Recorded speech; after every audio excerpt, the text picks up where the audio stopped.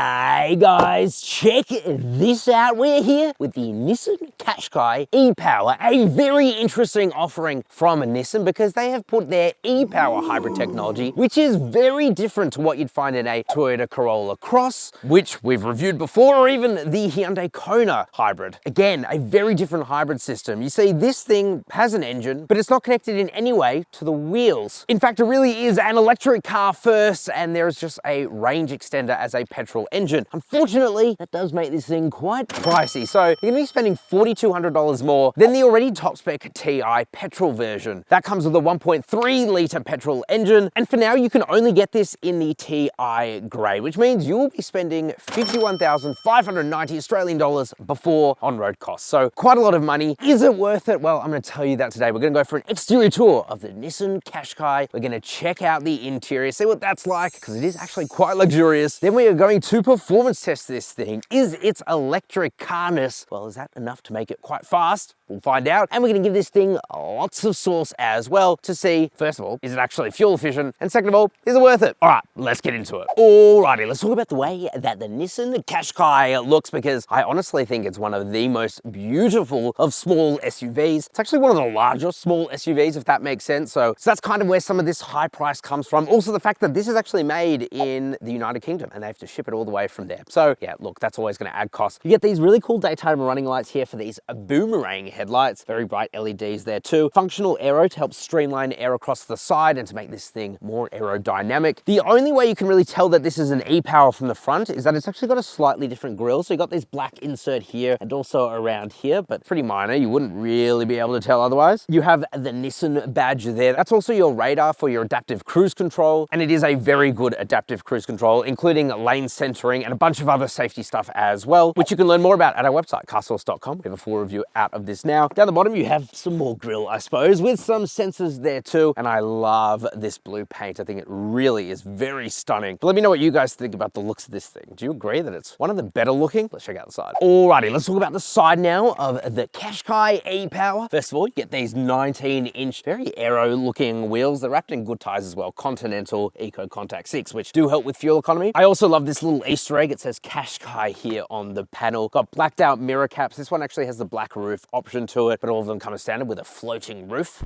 Sillier automotive things, I think. e-Power badge down here. That's one way you can tell that, you know, this guy is saving the environment. You have keyless entry and go, of course, very tinted privacy glass. And actually, that's something that you're going to notice across the entirety of this car is it is really, really well equipped. I mean, I'm talking down to massage seats on the inside, but we'll come back to that. Otherwise, it's a little SUV, but it's actually quite a big little SUV. Let's check out the bum. Alrighty, let's talk about the bum now. Of the Nissan Qashqai e-Power, because frankly, I think it's a really good looking little SUV. I love the tail lights here just because they're not overdone. Why is everything overdone? You've also got a spoiler up here. Wouldn't be a little SUV without it. Nissan badge Qashqai spelled out there, e-Power badge. So everyone knows that you are saving the environment, okay? And then down the bottom, you get a nice diffuser with no fake exhaust. I like that. There is a real exhaust underneath. But check this out, guys. On three. 1, 2, 3. Powered tailgate. Unreal. In fact, there is an unreal amount of space in there. You see, this thing has 504 litres of boot space. That might not mean much to you, but if you put that next to a Toyota Corolla Cross hybrid, that's got just over 400 litres. So actually quite a lot. You can also drop the rear seats and get plenty of space too. So yeah, it is actually really, really practical for such a small SUV. And that's one of my biggest takeaways, especially on the inside. So let's check that out. Alrighty, guys. Let's talk about the interior now of the Qashqai e-Power. This only comes in the TI, as I said, and so you get a very nice interior. Touch around, you got soft touch materials absolutely everywhere. It is a very premium feeling interior. I love the blue and black. I don't know why, it just works really well. It is a very premium feeling interior, but you really would hope so, especially at this price point. On the inside, there aren't actually any changes except for two versus the standard petrol TI, and that is you get an e-pedal button here, which is essentially one pedal driving, except it cuts off at like 10 kilometers an hour. And you've also got an EV button here, which will run the car in EV mode only because of its lithium ion battery. But of course that doesn't last very long because it's a very small battery at 2.1 kilowatt hours. Otherwise it is same old Qashqai Ti, but that's not a bad thing because it is a really premium place. In fact, it is frankly way more luxurious on the inside versus something like a Toyota Corolla Cross Atmos Hybrid, which we have reviewed and I'll link that down below. But you get these really nice quilted leather seats. They're heated, of course. They even come with massage. Both sides are power adjustable with 4-way lumbar support and leg adjustment. So whether you're driver or passenger, you're gonna be really comfy in here. You get the same steering wheel as a Nissan Z. I like the stitching around it as well. And you can access your autonomous driving, but we'll come back to that. Up in front of you is an enormous display. It's a TFT, like 12.2 inch display, a bunch of different menus there too, so you can see a lot of stuff. And you can also change the way it looks if you so bloody desire. And then you've got another display here, I think it's like 12.3 inch. Again, massive, huge for a class in this segment. It does have wireless Apple CarPlay and Android Auto, which is fantastic. And it just looks amazing, color accurate, really good. Up in front of you, you also get a heads up display. That's like 10 point something inches. So you're not gonna be wasted for technology in here. You got a lot of it. I love the fact you just get normal air conditioning controls. I can't believe cars are moving away from that, but anyway, they are. You have your wireless charger there, 12-volt socky wocky. You have this very soft center armrest with some storage up top and some storage below as well with a USB-C port and USB-A port. You also got this interesting material there. Storage is okay. I'm not going to say it's class leading. You've got a couple of cup holders here. The glove box is actually quite small. The door bins are a pretty good size though. And you also get a Bose sound system, which does sound very good. Up top is a massive panoramic sunroof, or is it a moonroof? I'm not sure what the term is. I always forget, but it doesn't open, it's fixed, and it can actually get quite hot. So I've been keeping it closed mostly because it's actually quite warm. So yes, a very premium, nice interior, but you really would expect it at over 51 grand before on-road costs. It's not a cheap small car, but it definitely feels premium, if not almost luxurious. Let's check out the back. First of all, guys, check this out. The door opens 90 degrees. It is super easy to get in.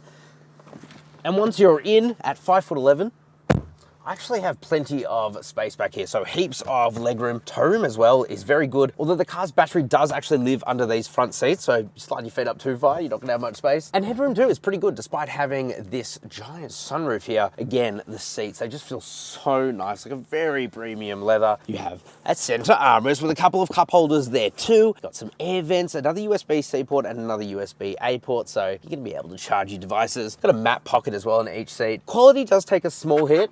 In the back, that's scratchy, but this is nice and soft. And actually, I have sat back here over a couple of longer journeys and it's been super duper comfy. So honestly, no complaints, because this is a pretty large, small SUV. You actually do get quite a lot of space in the cabin, so I think a lot of you are gonna like that. But now we have to get into the most important thing. How fast is this thing? We're gonna launch it, 0 to 100, let's do it. Alrighty, mummies and daddies, it's time to launch Nissan Qashqai e-Power, put into sport mode, foot down, here we go.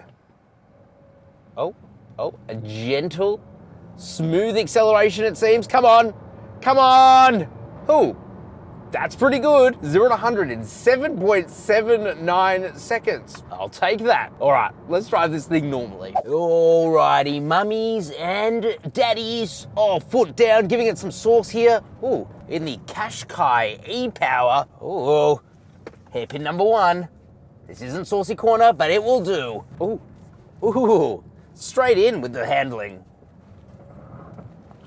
Jesus, these are eco tires. Let's just say they don't love to be thrown around. So, what is powering the Nissan Qashqai e-Power? Well, it's pretty simple-ish. There's a 1.5 litre, 3-cylinder turbo petrol engine, but it's not actually connected to anything. Well, at least anything mechanical. It's literally a range extender.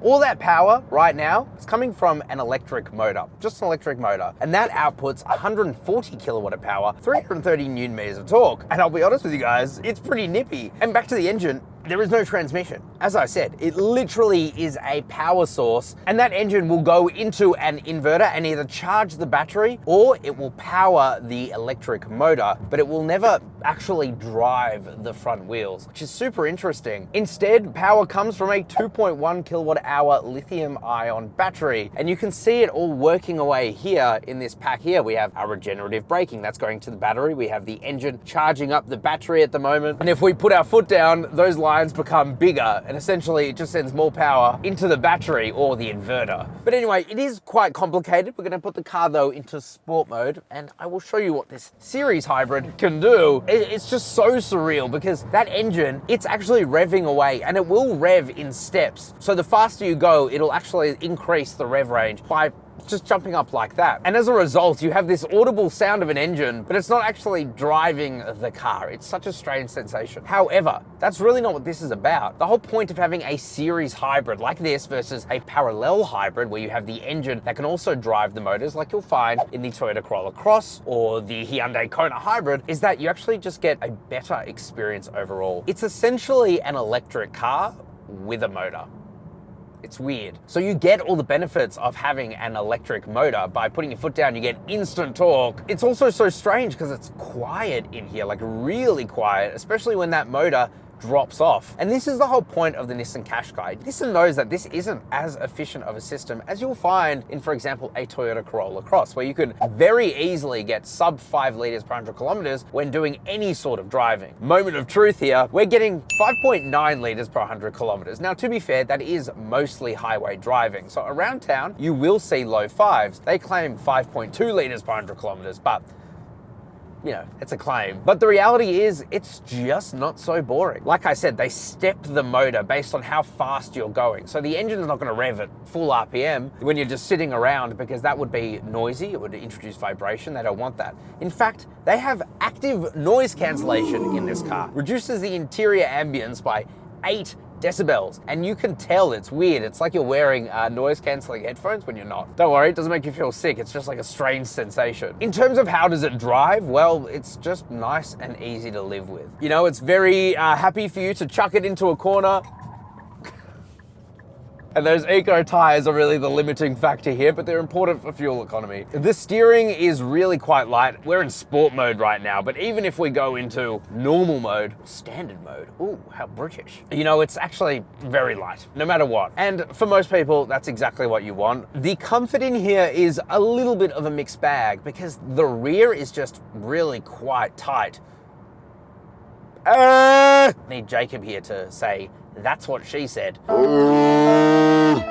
But you can definitely feel the back end kind of jittering around a bit, no matter really what speed you're at. As you go faster, it does settle down a bit, but it really doesn't like those higher frequency bumps. It does seem to unsettle the back of the car and it kind of skips around a little bit. And in that case, the Toyota Corolla Cross is frankly a bit more comfortable. But you can't say it's as luxurious. This interior is so nice. I spend a lot of time in much, much more expensive cars and frankly, this feels every bit as expensive in a lot of ways. It's quiet, it's refined, it's comfortable for the most part until you hit a bump and then that suspension at the back, it doesn't like it. But I can see where Nissan are trying to differentiate this from other hybrids. It doesn't feel like other hybrids. It really does feel like a very electric hybrid without quite the fuel benefits that you would really hope for, though still good. I will say, if you are traveling regularly on highway, don't get this over the petrol version, the 1.3 liter turbo. Yes, it has less power and torque, but it's actually more fuel efficient when you're sitting at like 110 kilometers an hour, just because that's where hybrid efficiency, you kind of lose it. The electric motor has to work quite a lot harder than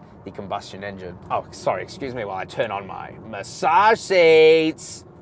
Oh, yes. But yes, overall a very impressive package, but it does definitely come at a price premium. There is no doubt about that. And don't forget, guys, if you want to buy one of these at the absolute best price and actually find some that are in stock, you need to check out carsource.com/buy. We've partnered with Australia's #1 car buying service with thousands of 5-star reviews to give you a personalized car buying service with no hassle. You don't have to pay anything. We take money from dealers because they deserve to have money taken from them. So head to carsource.com/buy if you want the absolute best price and cars that are actually in stock. All right, let's get into our final thoughts. Alrighty, guys.